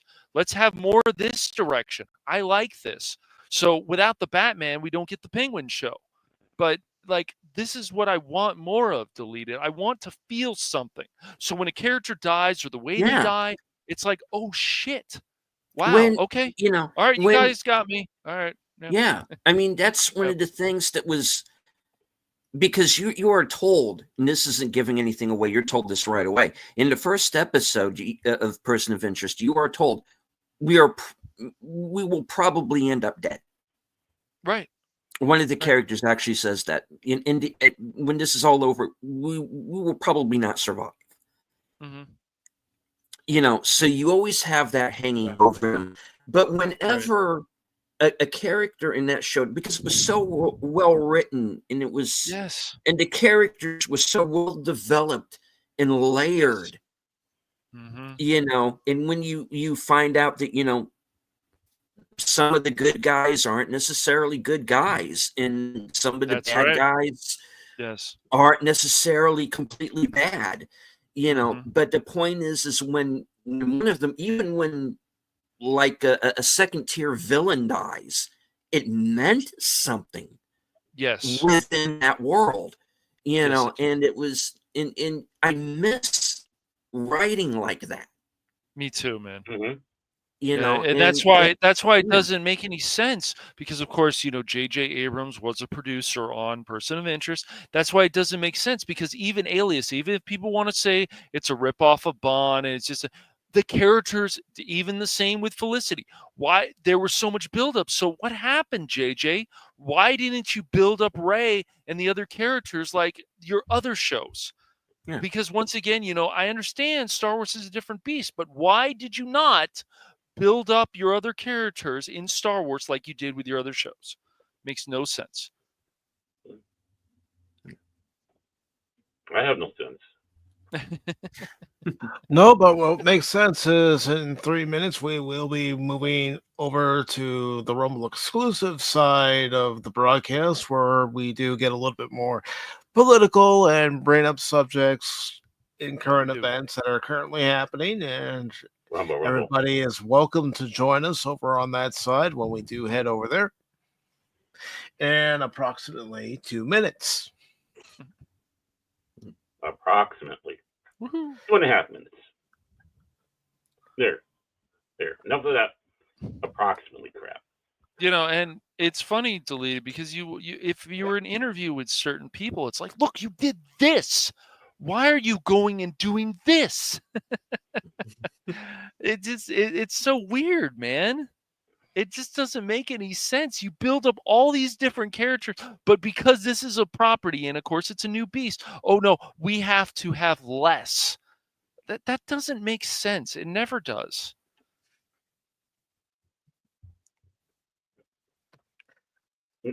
Anonymous. So I missed my, on the internet. Freaking Anonymous, dude. Yeah. You know what? I said I was going to do it Sunday, and I'm gonna go ahead and do it from now on, because I know he's going to be lurking. But every time you're here, Anonymous, even when I don't see you in the chat, Anonymous. Anonymous. Anonymous.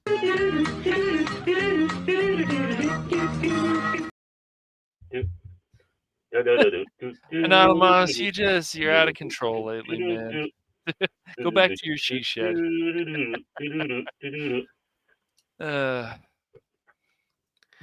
Hey, Jet Sparks, how you doing, brother? Hello, Jet. Oh, he's been lurking over there. Ooh. No.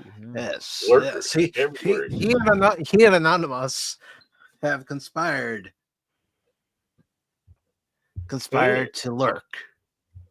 Mhm. Nothing wrong with lurkers either. No. Unless you're in grade 17. Oh, not a problem. I enjoy having special guests on Pacific414 Pop Talk, and I'm gonna put this out there for everybody watching on all channels that if you'd like to be a guest on Pacific414 Pop Talk in 2025, send me a DM. Let's put something together. I'll definitely ask you if you prefer to be on during a Sunday when we start at 1 p.m. in the afternoon, or on a Wednesday at 6 p.m. in the afternoon, and both times are Eastern Standard Time. Yeah. Anonymous wants to be on the next leap day.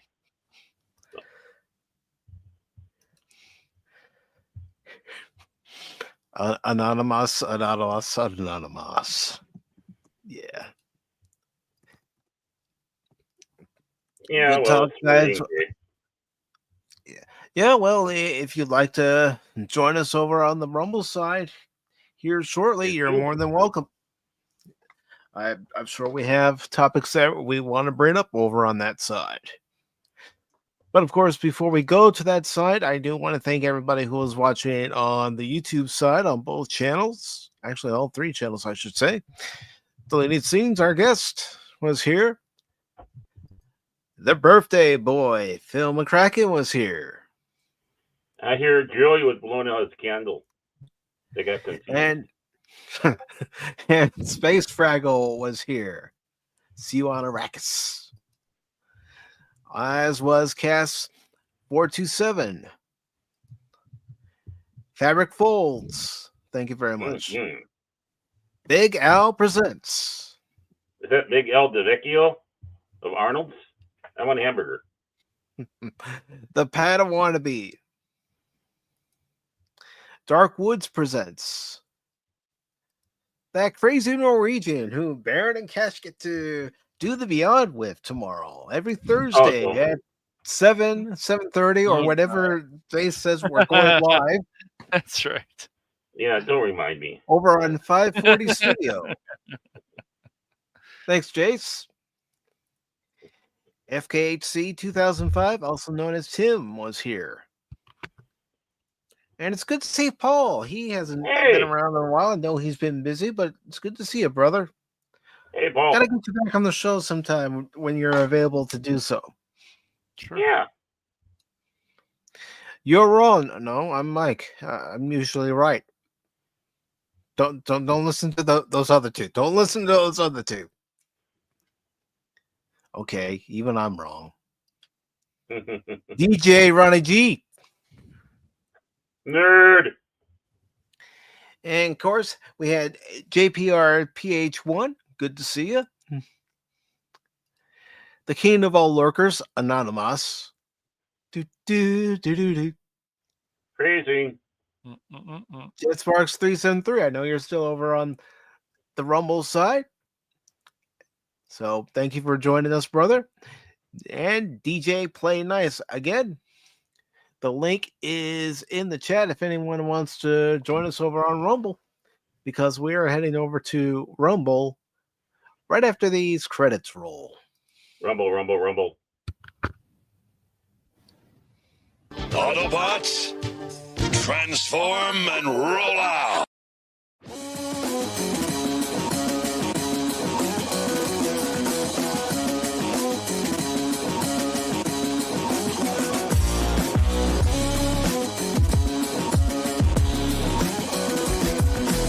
Puck Tuck is where it's at, baby.